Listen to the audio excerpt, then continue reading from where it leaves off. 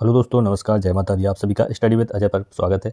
ये वीडियो सभी के लिए महत्वपूर्ण होने वाली है क्योंकि इसमें हम बताने वाले हैं यूपी में हाल ही में जो एलटी ग्रेड की भर्ती निकली हुई है उससे संबंधित सारी जानकारी आपको यहाँ पर देने वाले हैं। वीडियो को आप अंत तक देखिएगा। वीडियो में सारी जो महत्वपूर्ण चीज़ें हैं, चाहे वो सिलेबस की हो, चाहे आयु की हो, चाहे पात्रता संबंधित चीज़ें हो, कौन कौन लोग इसको फॉर्म भर सकते हैं, अगर आपका अभी रिजल्ट नहीं आया है बीएड का तो क्या आप इसको भर पाएंगे या नहीं भर पाएंगे, ये सारी चीज़ें हम यहाँ पर आपको बताने वाले हैं। इसलिए वीडियो को आप अंत तक जरूर देखिएगा।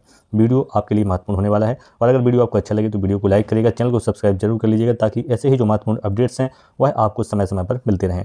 तो ये यूपी पीसीएस के द्वारा एलटी ग्रेड की भर्ती की जाती है और अभी इसका विज्ञापन आ गया है और इसके जो फॉर्म है वह भरने शुरू हो गए हैं। इसके फॉर्म भरने की जो प्रारंभिक तिथि है वह आप देख सकते हैं 28/7/2025, यानी फॉर्म चालू हो गए हैं और फॉर्म अभी भरे जा रहे हैं। लेकिन फॉर्म भरने से पहले कुछ महत्वपूर्ण जानकारी आपको पता होना चाहिए, तो इस वीडियो को आप देखेंगे तो आपको सारी जानकारी यहाँ से मिल जाएगी। फॉर्म शुरू हो गए हैं 28 जुलाई से, तो 28 जुलाई से फॉर्म भरे जाएंगे और 28 अगस्त इसकी आखिरी तिथि है, यानी 1 महीने तक आपके फॉर्म यहाँ पर भराए जाएंगे। इसके बाद आपको 5-6 दिन का टाइम और मिलेगा, यानी 4 सितंबर तक आप इसमें जो है संशोधन कर सकते हैं, या फीस अगर आपकी जमा नहीं हुई है तो फीस से संबंधित सारी चीज़ यहाँ पर आप कर सकते हैं। अपडेट नहीं दिख रहा है तो वो सारी चीज़ें आप यहाँ पर देख पाएंगे 4 सितंबर तक। तो इसमें जो सबसे महत्वपूर्ण चीज़ें हैं उन सभी के बारे में हम यहाँ पर आपको बता देते हैं कौन कौन सी चीज़ें हैं जो आपके लिए महत्वपूर्ण हैं। सबसे पहले यहाँ पर रिक्तियों की बात करें, अगर पदों की बात करें तो कुल पदों में देखिएगा, कुल पदों की अगर हम यहाँ बात करें तो कुल जो पद हैं वह 7,466 यहाँ पर कुल पद हैं, जिसमें से जो पुरुष के पद हैं, पुरुष के लिए जो पद हैं वह 4,860 रिक्तियाँ जो हैं वह पुरुष के लिए हैं और महिला शाखा हेतु सिर्फ 2,525 रिक्तियाँ यानी 2,525 रिक्तियाँ हैं, यह महिलाओं के लिए हैं। इसके अलावा दिव्यांगजन जो हैं सशक्तिकरण विभाग, उसके अंतर्गत इसमें 81 वैकेंसी इसमें रखी गई हैं। तो इस प्रकार से जो टोटल वैकेंसी हैं वह 7,466 वैकेंसी टोटल इसमें रहने वाली हैं, जो वैकेंसी है वह इसमें रहने वाली है। और इसका जो ग्रेड पे है वह 4600 ग्रेड पे एलटी ग्रेड का यहाँ पर रहेगा और ये लेवल 7 की नौकरी यहाँ पर होती है। लेवल 7 की नौकरी जो है उसके अंतर्गत ये आती है। ये रिक्तियों से संबंधित जानकारी हो गई है। इसके बाद बात करेंगे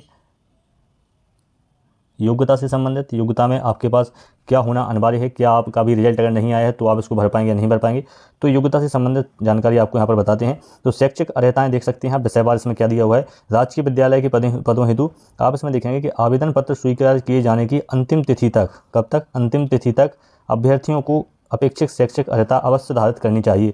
यानी जो इसकी लास्ट डेट है फॉर्म भरने की, यानी 28 अगस्त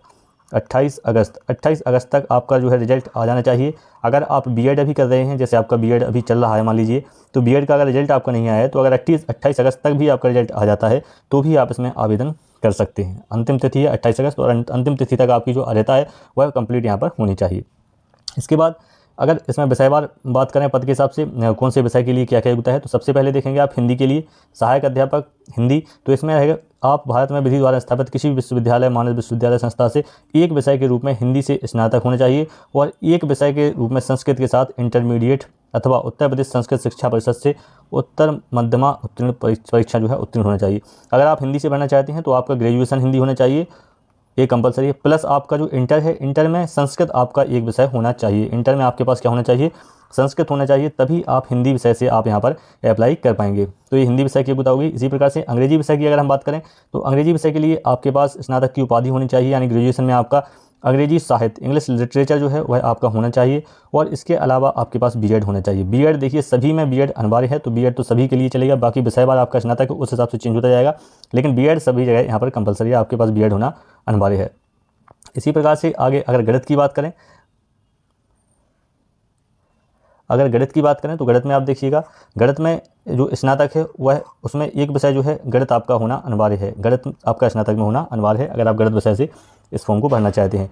अगर आप विज्ञान विषय से भरना चाहते हैं फॉर्म को, तो आपका जो है स्नातक में आपका फिजिक्स और केमिस्ट्री दो विषय आपके होने चाहिए। फिजिक्स और केमिस्ट्री के साथ आपका स्नातक होना अनिवार्य है, तभी आप इसको विज्ञान विषय से भर पाएंगे। तो विज्ञान विषय के लिए आपका फिजिक्स केमिस्ट्री चाहिए और मैथ के लिए आपका मैथ अकेला होना यहाँ पर अनिवार्य है। इसी प्रकार से अगर सामाजिक विज्ञान की बात करें तो सामाजिक विज्ञान में दो विषयों का यहाँ पर कॉम्बिनेशन रहेगा। इन दो विषयों में से कोई भी आपके पास होना चाहिए स्नातक में, और ये विषय हैं इतिहास, भूगोल, राजनीतिक विज्ञान यानी पॉलिटी और अर्थशास्त्र। इनमें से दो विषय, कोई भी दो विषय आपके स्नातक में होना अनिवार्य है, तभी आप सामाजिक विषय से इसको भर सकते हैं। इसके बाद इसमें बीएड सभी जगह यहाँ पर अनिवार्य है, तो बीएड तो सब में चलेगा ही चलेगा सब में, ठीक है।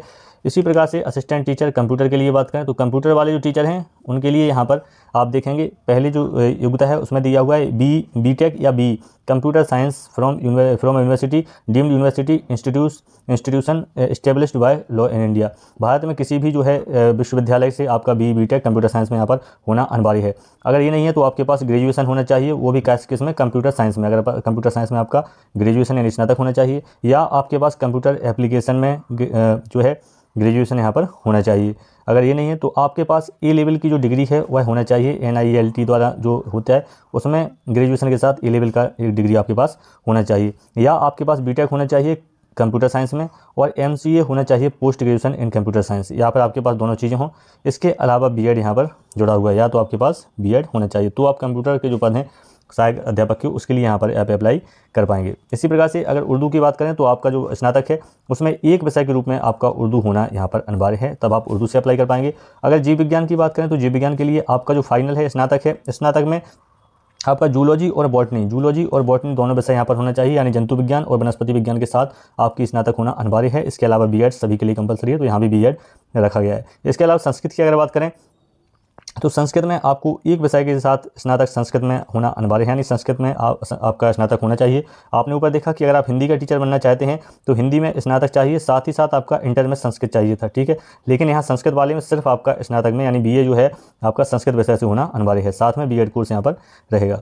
इसके अलावा 10वां देखेंगे आप योग्यता कला के लिए देखेंगे तो कला के लिए यहाँ पर रखा गया है, कला के लिए यहाँ पर स्नातक में आपका एक विषय के रूप में कला होना अनिवार्य है, कला होना चाहिए आपके पास, या किसी मान्यता प्राप्त विश्वविद्यालय से ललित कला BFA में स्नातक होना चाहिए, और भारत में विधि द्वारा स्थापित किसी विश्वविद्यालय से अधिमानी अर्हता के रूप में शिक्षा स्नातक यानी B.Ed की उपाधि होना अनिवार्य है, ठीक है। अधिमानी अर्हता के रूप में है, यहाँ पर एक कंपलसरी यहाँ पर नहीं है B.Ed।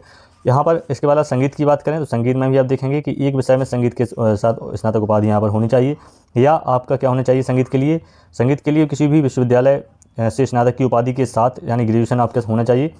इसके अलावा भातखंडे संगीत महाविद्यालय से संगीत विशारद अथवा प्रयाग संगीत समिति इलाहाबाद से संगीत प्रभाकर, इनमें से कोई भी चीज़ आपके पास अगर होगी तो आपको यहाँ पर संगीत से आप यहाँ पर फॉर्म भर पाएंगे। इसके अलावा और जो दूसरा विषय है, और कौन कौन से विषय हैं, वाणिज्य कॉमर्स के लिए आपके पास क्या होना चाहिए, तो कॉमर्स के लिए आपका B.Com होना चाहिए, वाणिज्य में स्नातक यहाँ पर होना चाहिए, साथ ही साथ यहाँ पर B.Ed। इसी प्रकार से अगर आप फिजिकल टीचर की बात करें, शारीरिक शिक्षा वाला, तो इसमें आपके पास स्नातक की उपाधि होना चाहिए, और साथ में आपका B.Ped होना यहाँ पर अनिवार्य है। B.Ped अगर आपके पास होगा तो आप इसके लिए अप्लाई कर सकते हैं। इसके अलावा गृह विज्ञान की बात करें तो गृह विज्ञान से स्नातक जरूरी है, और इसके साथ ही यहाँ पर B.Ed अनिवार्य है। और अगर कृषि उद्यान कर्म की बात करें तो यहाँ पर कृषि एग्रीकल्चर में स्नातक की उपाधि आपके पास होनी चाहिए। इसके अलावा यहाँ साफ लिखा हुआ है कि ये जो कृषि के पद रहेंगे वह सिर्फ पुरुषों के लिए रहेंगे, महिला के लिए इसमें कोई पद यहाँ पर नहीं रहने वाला है। तो ये सारी चीज़ें हो गई हैं योग्यता संबंधित। अगर आप जिस भी विषय से भरना चाहते हैं तो उससे संबंधित न्यूनतम जो योग्यता है वह ये सारी योग्यता यहाँ पर रखी गई हैं। इसके बाद बात करें आयु संबंधी बात, आयु में क्या आपको यहाँ छूट रहने वाली है और क्या आयु यहाँ पर रहने वाली है। तो आयु की अगर देखिए बात करें तो आयु की गणना जो है 1 जुलाई 2025 को की जाएगी। 1 जुलाई 2025 को आयु की गणना यहाँ पर की जाएगी, और जो न्यूनतम आयु है वह 21 वर्ष होनी चाहिए, और अधिकतम जो आयु है वह 40 वर्ष यहाँ पर होनी चाहिए। 40 वर्ष यहाँ पर होनी चाहिए, यानी आपका जो जन्म, जो भी फॉर्म भर रहे हैं उनका जन्म जो है 2 जुलाई 1985 से पहले का नहीं होना चाहिए। 2 जुलाई 1985 से पहले का जन्म नहीं होना चाहिए, और जो जन्म 2004 के बाद का यहाँ पर जन्म नहीं होना चाहिए। ना तो 1985 से पहले का जन्म हो, ना 2004 के बाद का, ठीक है। तो 2 जुलाई 1985 से पहले का नहीं होना चाहिए, यानी न्यूनतम आयु जो है वह 21 वर्ष है, और अधिकतम जो आयु है वह 40 वर्ष है। इसके अलावा जो कैटेगरी वाइज आरक्षित श्रेणी होती हैं उन सभी के लिए यहाँ पर 5 साल की यहाँ पर छूट उन्हें रखी गई है। 5 साल की छूट उनके लिए रखी गई है यहाँ पर, ठीक है। इसके अलावा जो दिव्यांग अभ्यर्थी हैं उन्हें 15 वर्ष की अधिकतम आयु में यहाँ पर छूट उनके लिए रखी गई है। तो ये आयु सीमा में कुछ छूटें हैं जो उन्हें यहाँ पर प्रदान की गई हैं। इसके अलावा थोड़े और कुछ नियम हैं जो परीक्षकों के लिए हैं, जिसमें मिनिमम क्वालिफाइंग है और प्री में कितने बच्चों को पास किया जाएगा, ये सारी चीज़ें यहाँ पर स्पष्ट रूप से पहले ही बता दी गई हैं। तो आप यहाँ पर देख सकते हैं प्रारंभिक परीक्षा के आधार पर मुख्य परीक्षा के लिए प्रवेश रिक्तियों के 15 गुना अभ्यर्थियों को यहाँ पर सफल घोषित किया जाएगा, यानी प्री का जो पेपर होगा यहाँ पर प्री होगा उसमें 15 गुना लड़के यहाँ पर सिलेक्ट किए जाएंगे, 15 गुने मेंस के लिए यहाँ पर जाएंगे। इसके अलावा इसमें जो माइनस मार्किंग रहेगी वह 1/3 की माइनस मार्किंग आपको यहाँ रहने वाली है। तो माइनस मार्किंग भी इसमें पेपर में आपको देखने को मिलेगी। जिस तरीके से RVRO में रहा था उसी तरीके से इसमें भी आप देखेंगे कि आपको जो माइनस मार्किंग है वह 1/3 अंकों का यहाँ पर नेगेटिव मार्किंग आपको देखने को मिलेगी। ठीक है, नेगेटिव मार्किंग जो है वह कितने नंबर की रहने वाली है, 1/3 की यहाँ पर, यानी 3 क्वेश्चन गलत होंगे तो 1 अंक आपका काट लिया जाएगा। तो इस तरीके से माइनस मार्किंग देखने को मिलेगी। इसमें मिनिमम क्वालिफाइंग नंबर है जितना आपके होना अनिवार्य है, यानी 35%। अगर आप आरक्षित श्रेणी से हैं तो 35% न्यूनतम नंबर आपके होने चाहिए, तभी आपको मेरिट में रखा जाएगा। और सामान्य के जो अभ्यर्थी हैं उन्हें 40% जो क्वालिफाइंग नंबर है कम से कम इतने लाना यहाँ पर अनिवार्य है। उसके बाद ही उनको अगली श्रेणी जो है उसमें यहाँ पर रखा जाएगा। अगर आप आरक्षित श्रेणी से हैं और आप इसके अंदर ही आप आते हैं तो आगे जो मुख्य परीक्षा होगी उसमें सिर्फ आपको अपने ही कैटेगरी में यहाँ पर रखा जाएगा, इसीलिए क्वालिफाइंग मार्क्स जो है यहाँ पर रखे जाते हैं। इसके बाद जो मुख्य जानकारी है वह सिलेबस से संबंधित है, और ये बहुत महत्वपूर्ण है क्योंकि आप देखेंगे सिलेबस में किस तरीके से चेंजेस कुछ हुए हैं, उसको आप यहाँ पर देख पाएंगे। तो इसमें जो पहला पेपर रहने वाला है, पहला पेपर आप यहाँ पर देखेंगे तो पहला जो सामान्य अध्ययन का पेपर रहने वाला है ये प्रारंभिक परीक्षा के लिए है, और इसमें दोनों चीज़ें आएंगी, एक तो सामान्य अध्ययन आएगा और दूसरा जिस विषय से आपने भरा है उस विषय से संबंधित प्रश्न आपसे पूछे जाएंगे। तो ये पूरा ऑब्जेक्टिव टाइप में रहेगा, वस्तुनिष्ठ परक यहाँ पर प्रश्न पत्र आपका रहने वाला है। एक ही पेपर यहाँ पर होगा और 150 अंकों का ये पेपर आपको रहेगा, जिसमें 30 अंकों की GS यानी सामान्य जनरल स्टडी से संबंधित 30 नंबर का आएगा, और 120 नंबर का आपका जो विषय है उससे संबंधित प्रश्न यहाँ पर पूछे जाएंगे। यानी 150 अंकों का पूरा पेपर होगा और इनके जो नंबर होंगे वह 300 नंबर का ये पेपर होगा, यानी एक क्वेश्चन यहाँ पर 2 नंबर का रहने वाला है। पेपर में आपको 2 घंटे का समय यहाँ पर दिया जाएगा। 1/3 की इसमें माइनस मार्किंग रहेगी, यानी 0.33, एक नंबर, 3 प्रश्न पर 1 नंबर आपका यहाँ पर काट दिया जाएगा। इसके बाद जो मुख्य परीक्षा होगी, मुख्य परीक्षा का है जो वह परंपरागत तरीके से जो लिखित पेपर होता है, जैसा आपका इंटर में हाई स्कूल में जो पेपर होता है उसी तरीके से जो मुख्य परीक्षा है वह यहाँ पर कराई जाएगी। इसमें भी एक ही पेपर आपका होगा और कुल 20 प्रश्न आपसे पूछे जाएंगे, जिसमें से 10 प्रश्न जो हैं वह आपसे शॉर्ट क्वेश्चन यहाँ पर पूछे जाएंगे और 10 क्वेश्चन जो हैं वह आपसे लॉन्ग क्वेश्चन पूछे जाएंगे। जैसा आप इंटर में शॉर्ट और लॉन्ग क्वेश्चन, यानी यहाँ पर आप देखेंगे कि लघु उत्तरीय प्रश्न आप लिखते थे और दीर्घ उत्तर प्रश्न लिखते थे, तो उनको यहाँ पर पूछा जाएगा। 10 शॉर्ट रहेंगे और ये 10 शॉर्ट 8 नंबर के रहेगा एक क्वेश्चन, यानी 80 नंबर के आपके शॉर्ट क्वेश्चन यहाँ पर आएंगे। और लॉन्ग क्वेश्चन जो रहेगा एक क्वेश्चन 12 नंबर का रहेगा, तो ये क्वेश्चन आपके 120 नंबर के हो जाएंगे। यानी आपके पास पूरे 200 अंकों का ये जो मुख्य परीक्षा है वह 200 अंकों की मुख्य परीक्षा यहाँ पर आपसे पूछी जाएगी। 200 अंकों की ये परीक्षा आपके लिए मुख्य परीक्षा रहेगी। इसके अलावा इसमें जो दिव्यांगजन है, दिव्यांगजन के लिए प्री और मेंस जैसा था वैसा ही सभी के लिए है, 200 नंबर का रहेगा, प्री उनके लिए भी 150, लेकिन इनमें अलग से एक जोड़ दिया गया है, एक चीज़ में जोड़ दी गई है, और वह ब्रेल लिपि से संबंधित एक अलग से इनका एक पेपर कराया जाएगा, दूसरा पेपर यहाँ पर कराया जाएगा, जिसमें ब्रेल लिपि जो है उसमें विशिष्ट अर्हता उनकी जो होती है उससे संबंधित एक प्रश्न होगा। 100 नंबर का यहाँ पर पेपर होगा और 2 घंटा इसमें समय दिया जाएगा। तो ये जो दिव्यांग लोगों के लिए वैकेंसी आएगी उन सभी जो उसके थ्रू अप्लाई करेंगे तो उन्हें एक अलग से ये पेपर यहाँ पर देना पड़ेगा। ब्रेल लिपि से संबंधित पेपर ही रहेगा, 100 नंबर का पेपर होगा और 2 घंटे की इसमें समय अवधि उन्हें दी जाएगी। इसके अलावा आप देखेंगे सभी विषयों से संबंधित यहाँ पर पूरा सिलेबस दिया गया है कि किस तरीके से यहाँ पर आएगा। तो देखिए सामाजिक विषय, देखिए अब यहाँ पर दिया हुआ है प्रारंभिक एवं मुख्य परीक्षा हेतु विषयवार, यानी जो सब्जेक्ट में टॉपिक दिए हुए हैं। जैसे सामाजिक विषय है, सामाजिक विषय में आपका जैसे एक आखंड है, इसमें आपका भूगोल पूछा जाएगा। आगे बाद आप देखेंगे इसमें बा है, बा खंड में आपका इतिहास पूछा जाएगा। यानी आपके जो चारों चीज़ें हैं, इतिहास, भूगोल, पॉलिटी और अर्थशास्त्र, ये चारों चीज़ें आपको यहाँ पर पूछी जाएंगी। देखिए ये नागरिक शास्त्र यहाँ पर पूछी जाएगी। इसी तरीके से आप इसमें देखेंगे अर्थशास्त्र भी यहाँ पर आपसे पूछी जाएगी।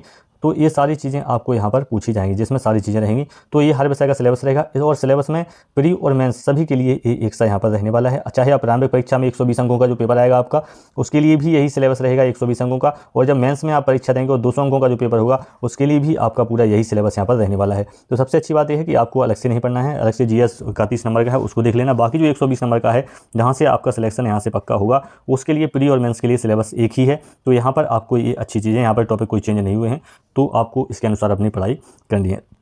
बाकी विषय बाय विषय सब जो सिलेबस है उसकी मैं वीडियो अलग से एक बनाऊंगा, जिसमें सारे विषय के पॉइंट बाय पॉइंट उसमें अलग अलग विषय के जो है पूरा सिलेबस उसमें बता दूंगा पॉइंट में कि कौन कौन से सब्जेक्ट में विस्तार से क्या क्या विषय उसमें रखे गए हैं। तो ये संबंधित जो जानकारी है ये सिलेबस से संबंधित जानकारी हो गई। इसके बाद अगर हम पदों की बात करें तो पदों की संख्या आप यहाँ पर देख सकते हैं। पदों में आप देख सकते हैं कि यहाँ देखेंगे ये पुरुषों के लिए पद हैं। पुरुष शाखा के लिए अगर पद देखें तो हिंदी में जो पद हैं, कुल जो पद हैं वह 568 पद हैं। अंग्रेजी में 540 पद हैं। गणित में 556 पद यहाँ पर टोटल हैं। विज्ञान में 764 पद यहाँ पर हैं। सामाजिक विज्ञान में 561 पद यहाँ पर हैं। जीव विज्ञान में 185 पद हैं। कला में 383 पद हैं। संस्कृत में 90 पद हैं। संगीत में 52 पद हैं। उर्दू में 102 पद हैं। गृह विज्ञान में 206 पद हैं। वाणिज्य में 35 पद हैं और शारीरिक शिक्षा में 203 पद यहाँ पर दिए गए हैं। तो ये सारी पदों से संबंधित जानकारी है। और इसके अलावा कृषि में 14 पद हैं और कंप्यूटर में 601 पद हैं। कंप्यूटर में कितने पद हैं? 601। तो ये टोटल जो पद हैं 4860 पद हो गए हैं। ये सारे जो पद हैं यह पुरुष के लिए है, पुरुष के लिए। और इसमें आप देखेंगे कि सबसे ज़्यादा जो पद हैं वह विज्ञान में 764 हैं और दूसरे नंबर पर कंप्यूटर में यहाँ पर सबसे ज़्यादा पद निकले हुए हैं। इसके बाद अगर बात करें तो अंग्रेजी, हिंदी, गणित सब में लगभग 550 के पद लगभग इसमें दिए हुए हैं। तो ये सारे पद की जानकारी है। इसी प्रकार से आप देख सकते हैं महिलाओं के लिए अलग से इसमें पूरा चार्ट बनाया गया है जिसमें महिलाओं के पदों की संख्या इसमें बताई गई है। तो आप यहाँ देख सकते हैं ये महिला शाखा के लिए पदों की संख्या है। तो महिला शाखा के लिए देखेंगे तो इसमें भी कंप्यूटर के जो पद हैं वह यहाँ पर सबसे ज़्यादा कंप्यूटर के पद दूसरे नंबर पर 455 पद रखे गए हैं। और अगर आप गणित की बात करें, गणित और विज्ञान, तो आप यहाँ देखेंगे कि विज्ञान के यहाँ भी 573 पद हैं और गणित के 537 पद हैं। यानी गणित, विज्ञान और कंप्यूटर तीनों के बहुत अच्छे पद महिलाओं में और पुरुषों में दोनों जगह इस कंप्यूटर के बढ़िया पद यहाँ पर रखे गए हैं। तो अगर आप इसकी तैयारी कर रहे हैं तो आप बहुत अच्छी तैयारी आप यहाँ से कर सकते हैं। सिलेबस प्री मेंस के लिए एक ही जो आपका सब्जेक्ट वाइज जो सिलेबस है वह एक ही रखा गया है और इससे आपको प्री और मेंस दोनों में फ़ायदा होगा। प्री में आपको 15 गुना बच्चों को यहाँ सेलेक्ट किया जाएगा और मुख्य परीक्षा में आपको यहाँ पर शामिल किया जाएगा। आप कट ऑफ में अगर आ जाते हैं 1/3 की इसमें माइनस मार्किंग रहने वाली है। प्री का जो पेपर है वह 150 क्वेश्चन आएंगे उसमें और 300 नंबर का आपका पेपर होगा। इसी प्रकार से जो मेंस का पेपर होगा वह 200 अंकों का पेपर आपकी मुख्य परीक्षा यहाँ पर की जाएगी। उम्मीद है ये सारी जानकारी जो कि LT ग्रेड से संबंधित है, काफ़ी महत्वपूर्ण जानकारी आप सभी के लिए ये लाभकारी सिद्ध होगा। आपकी जो जानकारी, आपके लिए जो जरूरी इन्फॉर्मेशन है, चाहे वो सिलेबस से संबंधित हो, पदों से संबंधित हो या आयु से संबंधित हो, वह सारी चीज़ें आपको इसमें निश्चित रूप से कवर हुई होंगी और आपको उसकी जानकारी यहाँ से मिल गई होगी। अगर आपको अच्छी लगी हो तो वीडियो को लाइक करिएगा, चैनल को सब्सक्राइब जरूर कर लीजिएगा और अपने दोस्तों में इसको शेयर करिएगा ताकि ऐसे ही महत्वपूर्ण वीडियो जो हैं उनको लगातार मिलते हैं नेक्स्ट वीडियो में कुछ महत्वपूर्ण अपडेट्स के साथ। नमस्कार, जय माता दी।